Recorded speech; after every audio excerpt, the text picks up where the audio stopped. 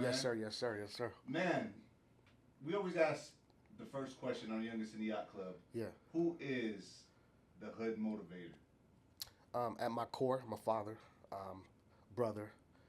I'm a soldier, retired military veteran from Long Mm. Beach, California, born and raised.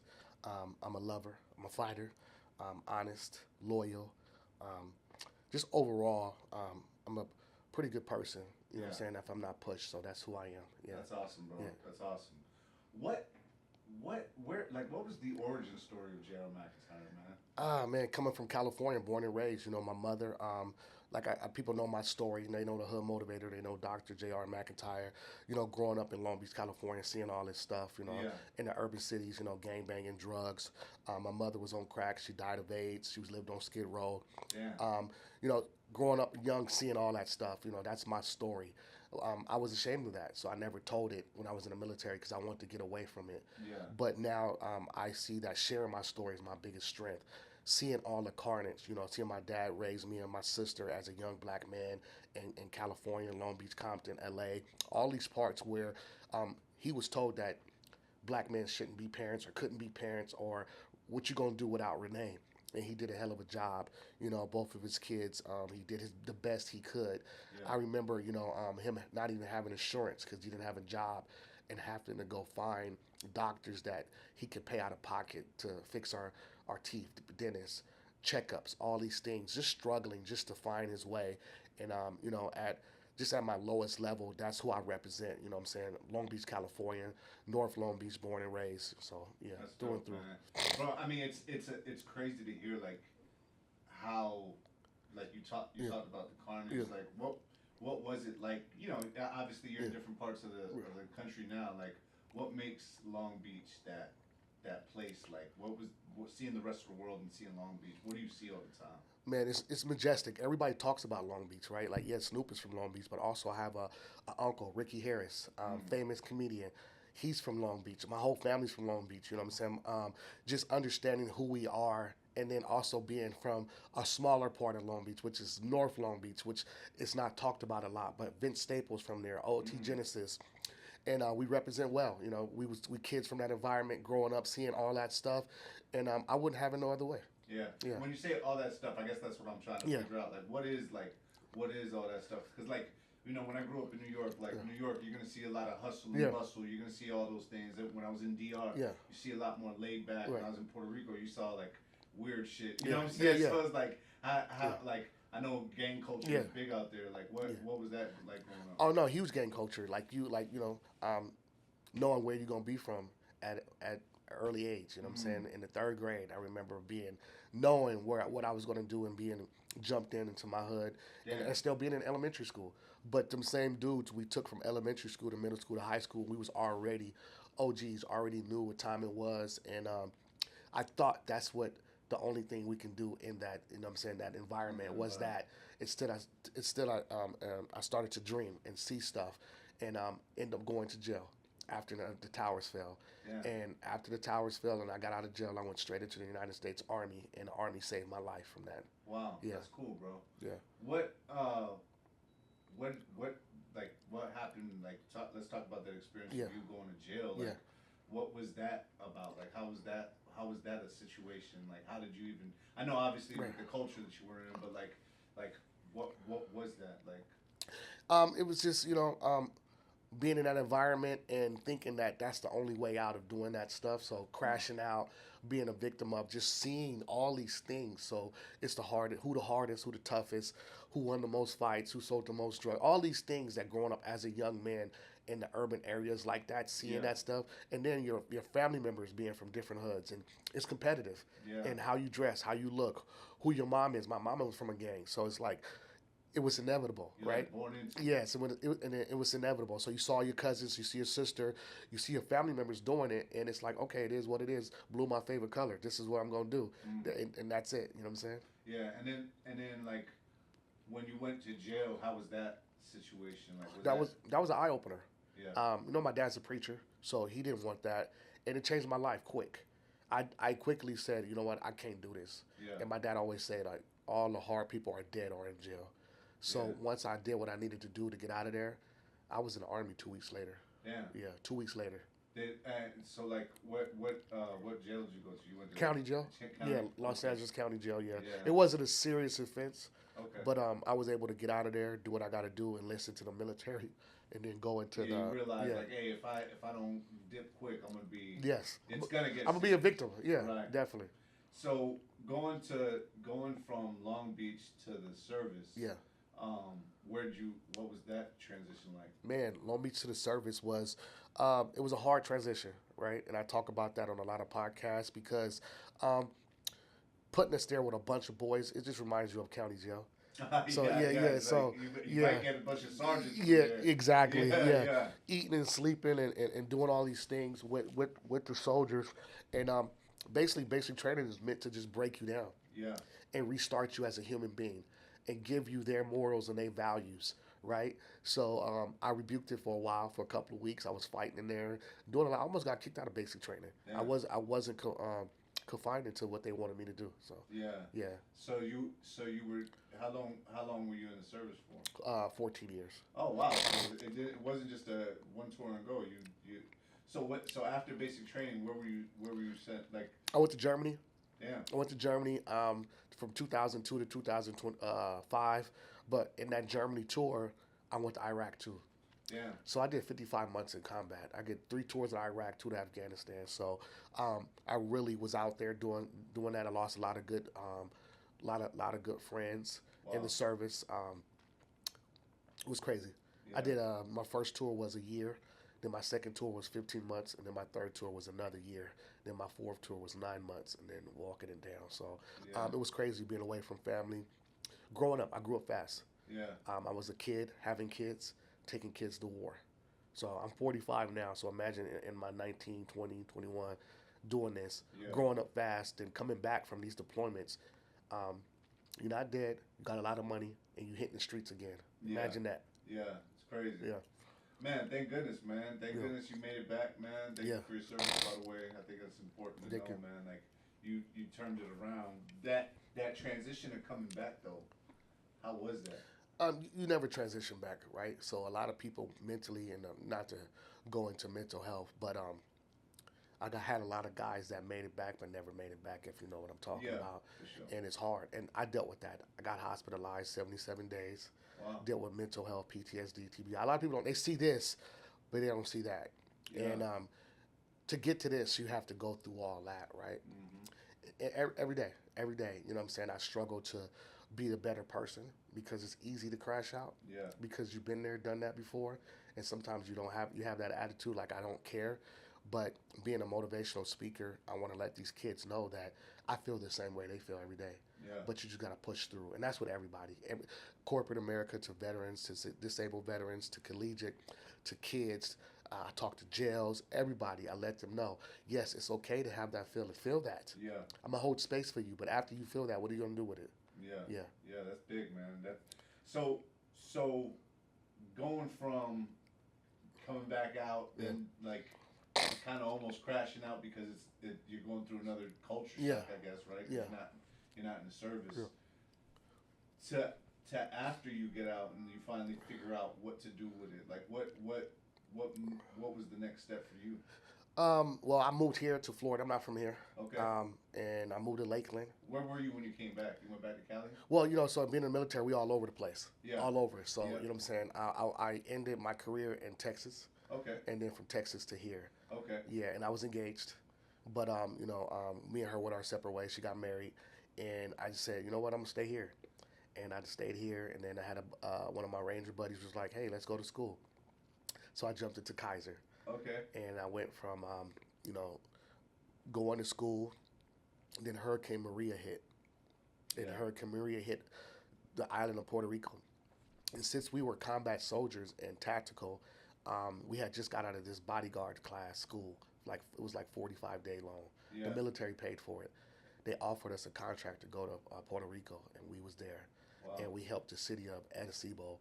It was tore up. Yeah. And it had an electrical plant there that we would secure, and the Walmarts and stuff like that. So we saw the advantage and the gap in the security industry because they wasn't treating the veterans right. So we started a security company, and that's where Rat Pack got started. Okay. Rat yeah. Pack Worldwide Security. That's cool, Yes. man. And then, so you started your own business, basically. Yes, yes. Your own security business. Yes. How'd that go for you? It was really well. It was doing really good. Multi-million-dollar company. Had 2 Super Bowls. Rolling Loud. Had everything I thought that I needed, but God was telling me to do something else. But in that process, I loved what I was doing, and I thought I was minimizing myself by being the CEO of a security company. Well, where God wanted me to use my servants and my voice for something else, but I was being I wasn't listening. Yeah. So it went on for about 3 or 4 years. And after COVID, I went bankrupt, had the wrong people in my circle, wrong people in my company, paying people to do jobs that they couldn't do, paying people because I thought what potential looked like instead of getting people that know the job. Right. And when I went down and I went bankrupt, God was like, you ready to listen now? Yeah. And I went back and got my master's to learn business because we know hustling. Yeah. We know. Yeah. We know how to hustle, but we don't know business one-on-one. Yeah. So when I went back and got my master's, I said I could go teach my community what this looks like, what the verbiage sounds like. I'm the subject matter expert. And then I took it further and continued on with my doctorate in business. That's cool, man. How? Because when people say, "Man, I went bankrupt," right? Yeah. That sounds like an end all be all. Right. How'd you come back from that? You don't ever bounce back because it's a weird nightmare. Yeah. But you learn from it. And some people that are rich, they take it as an easy way out. Yeah. Those who didn't have a lot, like myself, it hurt me because the loans that we got for businesses and all these things that come attack your personal side of your who you are and everything like that. And then social media, I got ridiculed. I got laughed at. All these things because I dared to believe that I could do something somebody couldn't do. Yeah. But what it did was it turned my pain into my power.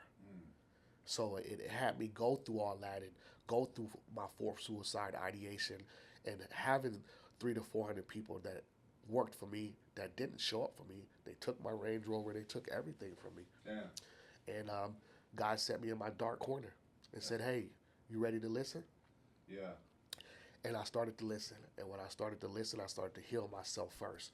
I couldn't go out back into the community or talk to anybody else or even my children if I don't say I'm going to take advantage of myself. So I got hospitalized, did all that stuff again.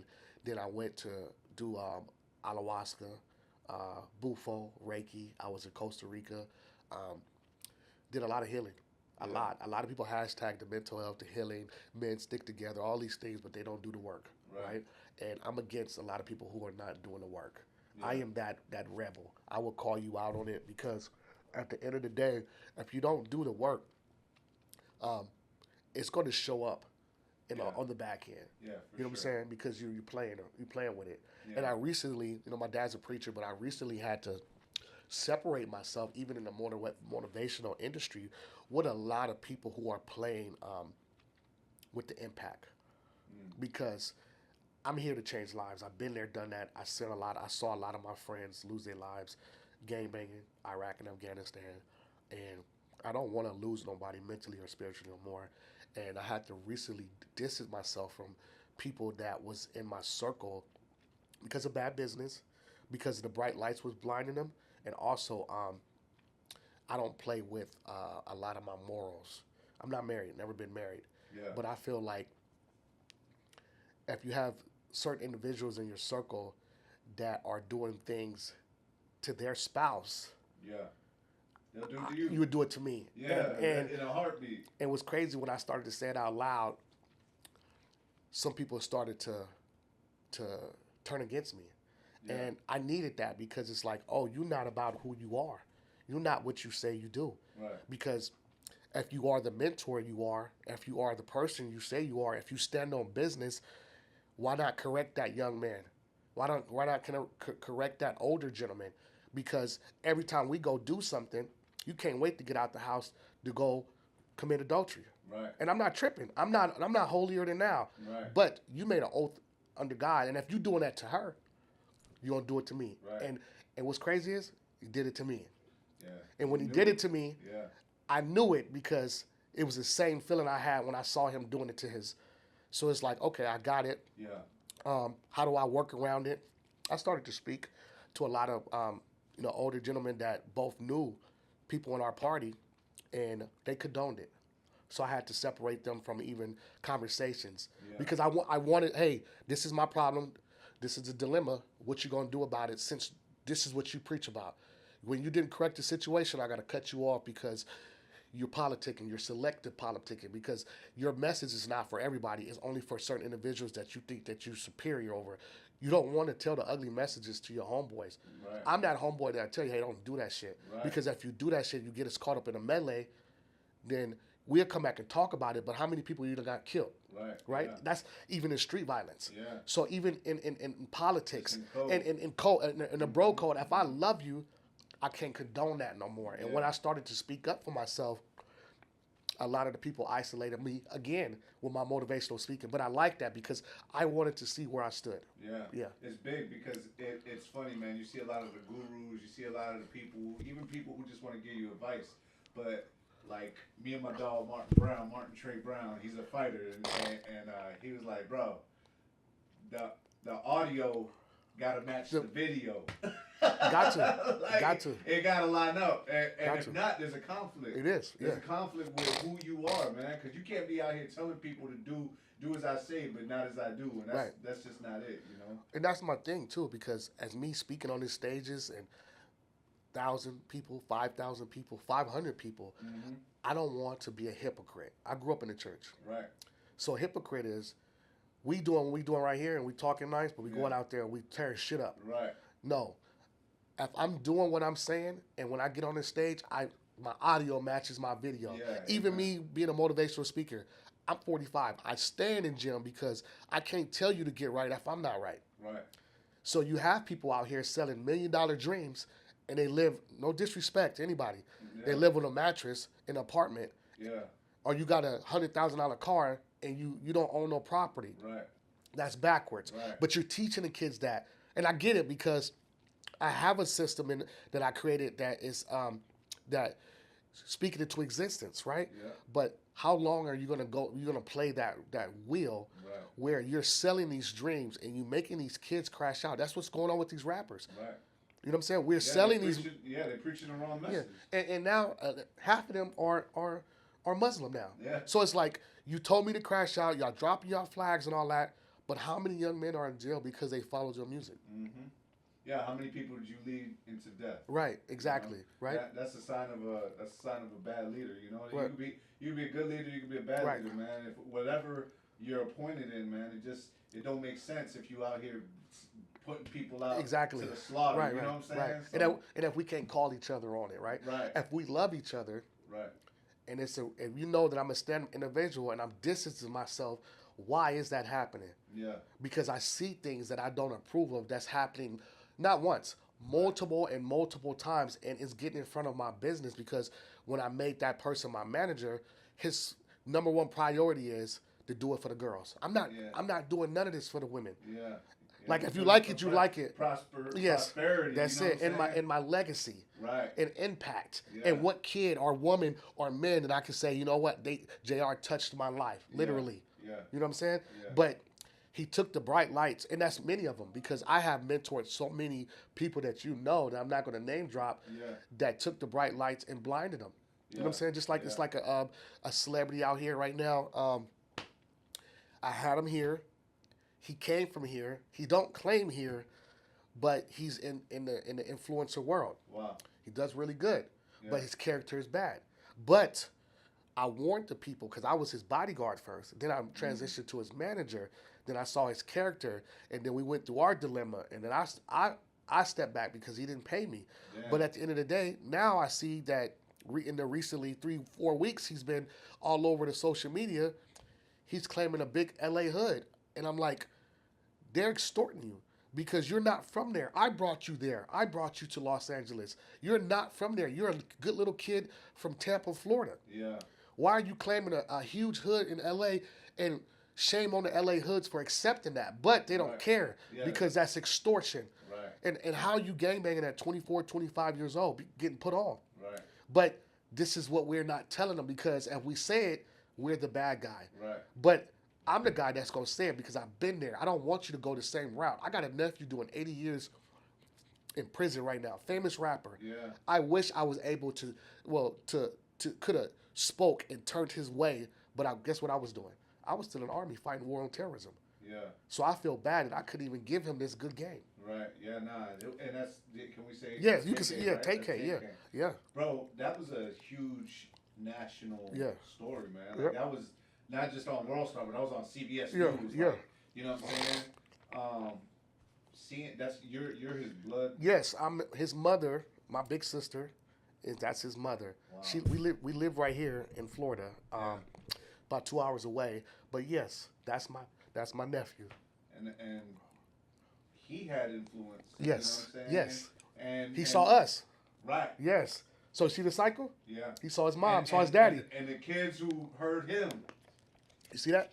Yeah. Yep. Yeah. Yep. It's like yep. He was popping. And influencing these young jits. Huge. Quick. He was 16. 16. Running the block like that. Crazy. So sometimes I deal with that because I wasn't there or I didn't do enough. And I have some people tell me that, hey, it ain't so far. And I know that. You don't need to tell me that.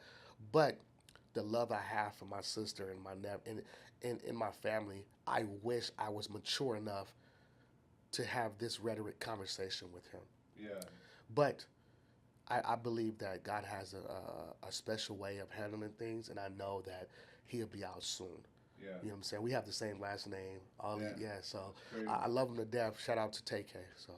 Bro, when we come back from the next segment, Yeah. I'm gonna ask you like how you got into how you transitioned from the business going bankrupt into the motivational speaking. Right.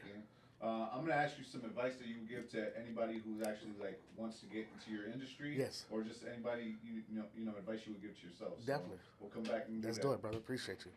Gabe Gifter, you ready to drive the boat, big dog? Yes, sir. Let's get it. Single mother, no muchacho, no dad. Young Chico had to learn to grow up so fast. For the feastal in the hood, I get so mad. Had to rock the bowl cut, shit was so trash. I had a lot of goals I wanted so bad. Coach Stewart told me write them in my notepad. Like a father figure gave me rich dad, po dad. By Robert Kiyosaki for your broke ass. Wanna buy a Kawasaki on a moped, doing DoorDash. Level up and go get a bag. Broke folk talk about what they don't have. The rich focus energy to what they gon' grab. It's a fundamental difference in the mindset. If it's to purchase an asset, then they don't mind that. Might not have all the answers, but when it comes to financials, they know that money's abundant and they gon' find it. Overseas with the missus on the beach, still making cash hand over feet. Living the dream. The elite got our names on the street, creating opportunities for the teens. How we succeed. Properties on my LLCs, under trust for the day I deceased. Family on the deed. I can finally breathe. Financially free. I rolling now, chilling now, smoking on some skunk. Reminiscing back when I learned shit from Hunt. Youngest in the yacht, who'da thought would be the ones. Now we on the spot, teach you how to get the funds. Man, posted on the block, calling Bert for the drums. That's a solid ass Chico went call. Got rid of fake dudes, niggas trying to play dumb. Little W just to show you that we won. Got even the seal, that's a fact. While these other rappers lying, they be spit mega cap. On the MVP, I be running up the stats. Youngest in the Yacht Club like a mega hat. Ayy. You did. You know who this is. It's Gifted. Woo! Let's get him. Overseas with the missus on the beach, still making cash hand over feet. Living the dream. The elite got our names on the street, creating opportunities for the team. It's how we succeed. Properties on the LLCs for the trust for the day I deceased. Families on the deed. I can finally breathe. Financially free. Yeah. It's a fundamental difference in the mindset. If it's to purchase an asset, then they don't mind that. Might not have all the answers, but when it comes to financials, they know that money's abundant and they gon' find it. Single mother, no muchacho, no dad. Young Chico had to learn to grow up so fast. Before they feastal in the hood, I get so mad. Had to rock the bowl cut, shit was so trash. I had a lot of goals I wanted so bad. Coach Stewart told me write them in my notepad. Like a father figure gave me rich dad, po dad. By Robert Kiyosaki for your broke ass. Drove in the boat. Youngest in the Yacht Club. We're back on Youngest in the Yacht Club. We got JayR Macintyre, the Hood Motivator. Man, dog, crazy stories, man. Like, you know, and we're just touching the surface right now, scratching the surface on what you're doing. You know, as far as like you talked about it, right? Like, and we talked about it off camera. The people being genuine, right? People doing shit for clicks, likes, and views. Right.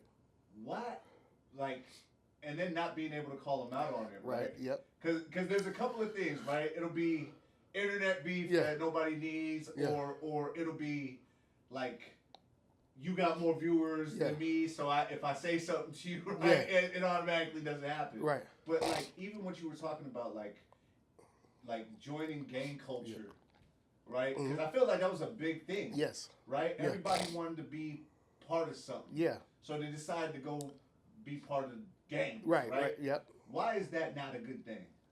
I would say too. Also for the out of towners coming into Los Angeles, Compton, LA, it's very tricky. It's over 100 hoods in the city, right? You got to know your demographics, and we might make it look cool, but it's a dangerous game you're playing because politics. It's just like the government. If you don't know the politics, and people might, it's dumb, but you better know where you're going in the city. You better not be around certain people. And just like the gentleman I was speaking about in the last portion, he joined the hood at 24, 25.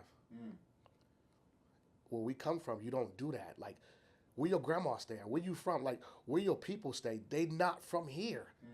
But what you just did was he didn't see it, that he inherited years and years of beef. People are warring still off what their cousins got killed for. Cousins got killed for in the 80s, in the 70s, in the 60s. Uncles, grandpas, all this situation that go down. Yeah. So you think it's cool by claiming a set that you don't know, but you didn't even do your history. Right. You don't know that you could be in presence of your enemies. And off rip, because you don't recognize it yet. You don't see the colors. You don't see the stance. You don't see who they be with. All these things, right? And this is a part of my mentorship with young men and women, is joining these hoods, cliques, affiliations, even friendship circles, networking, businesses. It's going to give you a black eye. Yeah. And if you don't recognize how to pivot, and that's what one of my books is on Amazon, it's called The Power of the Pivot. If you don't understand how to pivot and get out of these situations, it's going to cost you your life. Literally. And that's in business, that's in relationships, that's in friendships, that's in all this stuff. So I just talk to a whole spectrum of just, if you join a hood, know your history. But first of all, I don't think you should be joining anything unless it's being a police officer or military. Yeah, you know what I'm saying? Yeah. To have some insurance. Or a Rotary Club, right, business right, association, right? Right. A B&I group. Bro, and I get it because, you know what I'm saying? Like, gang culture in certain areas started in LA. Yes. In most cases. Yes, right? A lot of cases. And it got moved into different places, like Chicago, like New York. And now it's like putting its way, it's become almost like a trend. Right. You know? And then like the Kings, like the Bloods, like the Crips. Right. And people don't know that it's like the Bible almost, right? Like, the scriptures have been doctored in certain places. They've been translated differently, right? They've been told to speak a certain way when it's beneficial for the people who are doing it. It may not be the same thing that it was when it started in LA years ago. It's different. It's different. Yeah. And so you're out here joining it as a grown man. Right. Like, if you're over your 20s, 30s. What are you doing? What are you doing? Yeah. What are you doing? Yeah. Right? Yeah. Right? And so when people are out here joining these cultures, not knowing, thinking that it's cool to do it, and then you see them go down that road. Right. You see them go down the road of, something just crazy just happened. Now you're you know what I'm saying? Now you're in a serious situation, whether it be life or death. Right. You know, and some, or jail. You know? Right. Because you had to make that choice, right? Yeah, and you gotta do something for them. So pay them, run a mission, take a chart, so you're messing up your life. Right. And they want something from you, which is your viewership, because that's what the world is about, content right now. And they want to get on your algorithm, but you don't see it because all you see is this, but you don't know you inherited beefs, all these things that you join one of the most hated situations. Yeah. Yeah. You're a target now. Yeah. Because you just said who you are. Right. Yeah. And now, what you gonna do when you by yourself?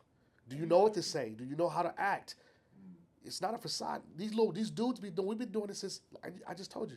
Yeah. I was in the 3rd grade. Yeah. It's crazy. Yeah. And people just want to walk in and think that they can just live like that. Right. And that's all over the world. That's all over the board with everything you do. It's like people are joining because of the wrong reasons. Yeah, that's true. Yes. Man, so how did you come back from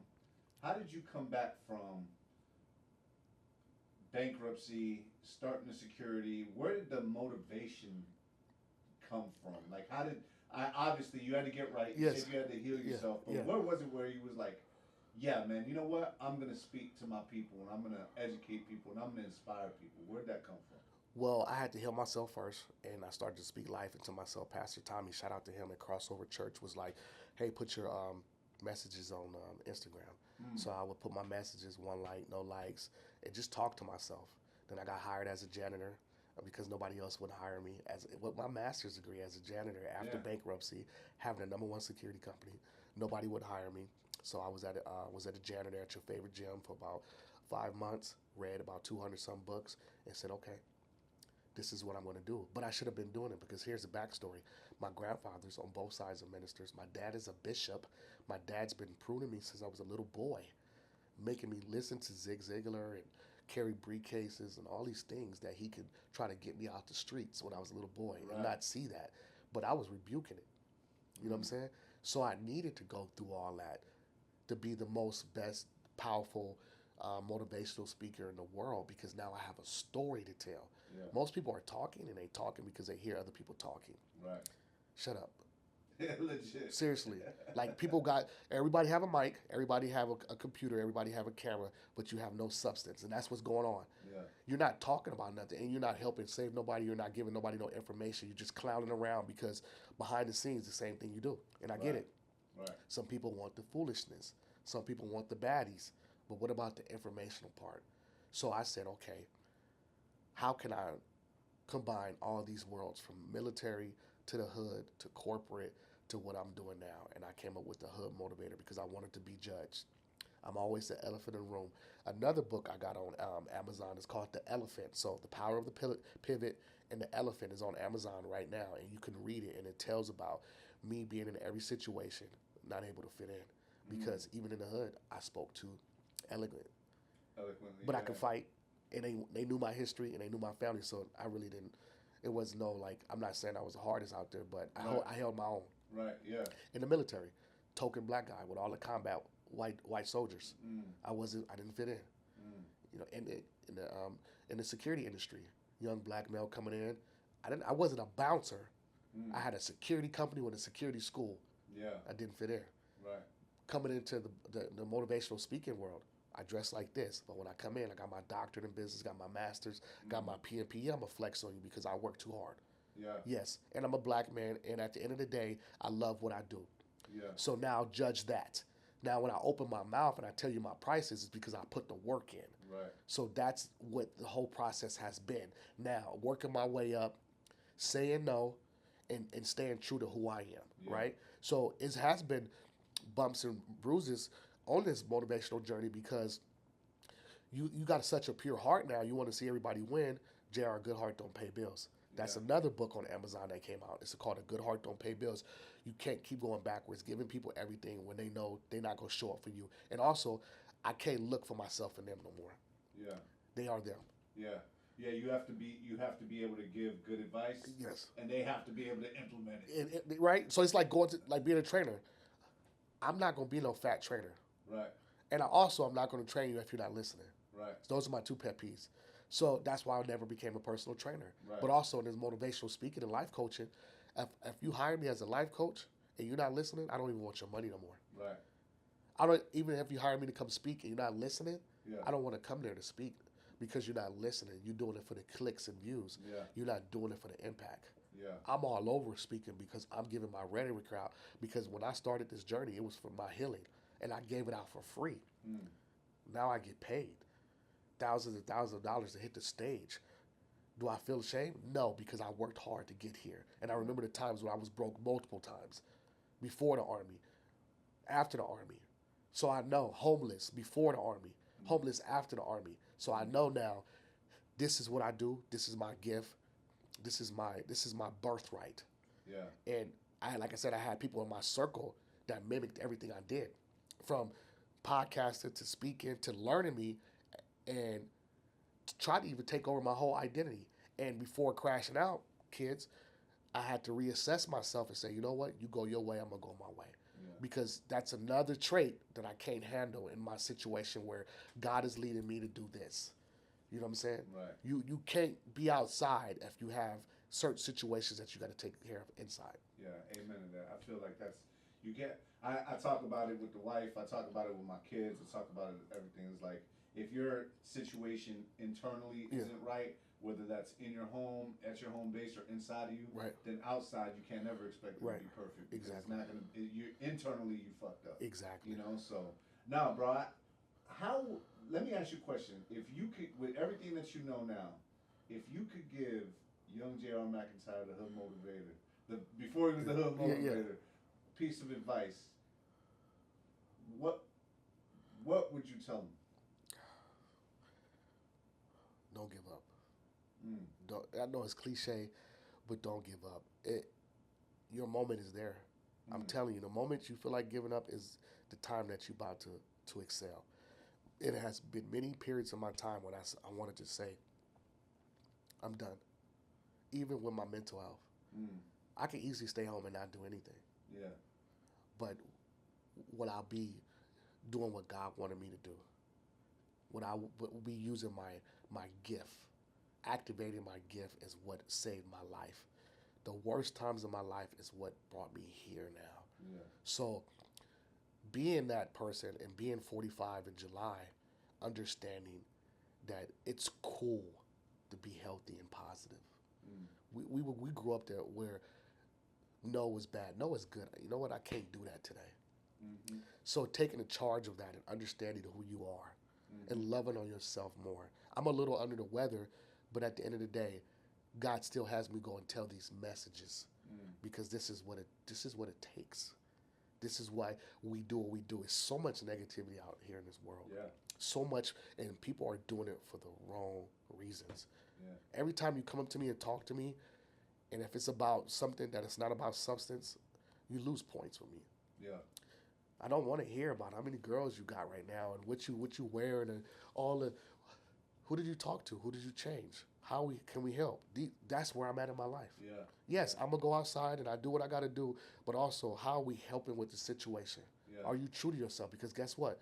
If you're consistent enough, the proof is gonna show. Yeah. If you're putting in the work, it's gonna show in the back end. Like you. Yeah. And I'm proud of you. Thanks, bro. Thanks, man. Yeah, I mean, bro, I feel like we got similar stories, you know, and it's important to know, like, you know, obviously with young people, I have you on the show, and we talked about it, right? I want better guests on the show, you know, because I feel like, yo, it's cool to do local people. I think it's good for the Tampa Bay area, but I want movers and shakers, like actual movers and shakers. Right. So it's like important to know. That's why we decided like it works. You know, I appreciate you coming on because the message, you are from all over the place. You are doing these things, and it's not just facade. It's not just guru shit. It's like real life shit. Yeah. That you can, if you actually take it, internalize it, apply it to yourself, it'll work. Yeah. You know, and It's so struggle. I feel like it's the same thing. That's the reason why I started this, man. So. And we gotta take it to the next level. Got man, to. What we doing here being stagnant? Yeah, for, right here. Come on, that's it. Yeah. So, if you which brings me to my next question. Say someone wanted to get into motivational speaking. Say someone wanted to, you know, they're looking at the Hood Motivator and they're saying, "Man, what do I do? How can I get into it?" What would you suggest? Advice. My advice will pray first. Pray about it. See if that's the direction. Prayer should be a part of your business plan. Motivational speaking is business. Yes, sir. And when you go speak life into people, that's what we do. Yeah. When you get off that stage, it's exhausting. Hint, I'm sick. I just got back from London. I've been all over the place.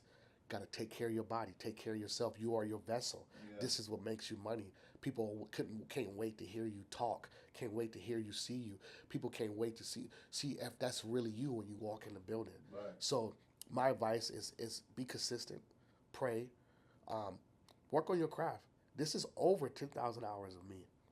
How to understand a conversation and learn and listen and wait and be a host and be a co-host, then be a guest. And then this is years. Since I was a little boy, my dad been proving me, and I was running away from it. I was a prodigal son. Yeah. Yes, Yeah. but now I'm back, and this is my birthright. And I would say, kids, if this is what you want to do, there's a lot of hood motivators out there, little girls and little boys. Lock in, and let's do it. And I got your back. That's fine. That's fine, bro. Where can we find? You said Amazon. Yeah, You said the yeah, books. yeah. Where can we find the Hood Motivator on socials? Yeah. Your channels. Plug yourself. So if you go to LinkedIn, it's JayR Macintyre, JayR Macintyre. If you go to Instagram, it's the Hood Motivator, THA Motivator, MOTIVATOR. TikTok same, YouTube same, website same, and then all my books on Amazon. If you type in my name, you will see all my books on there. Excuse me. It's awesome, man. Bro, thank you for Yeah. being on the show, bro. I appreciate you, man, Yeah. for actually, coming out. I Yeah. know you was in different Yeah, places. yeah. We finally connected. Finally did it, yeah. Made it happen. You have any other messages, man? Yeah. Also, man, look, I get on these platforms and I want to be able to.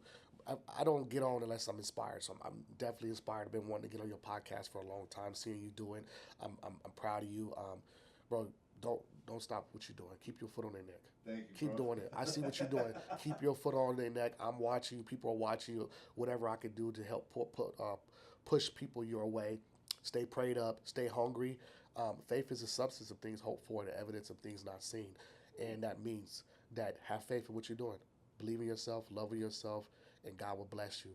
And I will tell you this, rapping, speaking, football, baseball, all these things are good, but it's not for everybody. Find what you're good at. Find a gift. Stick to it. I don't care if it's mopping the floor. God taught you how to mop the floor the best way you can. Don't be ashamed of your gift. Everybody has a gift. And I'll see you guys later. Man, awesome, bro. Thank you, man. This has been Vince on Youngest in the Yacht Club. This is the Hood Motivator. Yes. And make sure y'all like, comment, subscribe, and hit that notification button so that when we get guests like him, you guys are notified. Appreciate y'all. Youngest in the Yacht Club. Boom. Yes, sir. Thank you, Appreciate you. brother. Yes, sir. Thank you so much. Awesome. How do you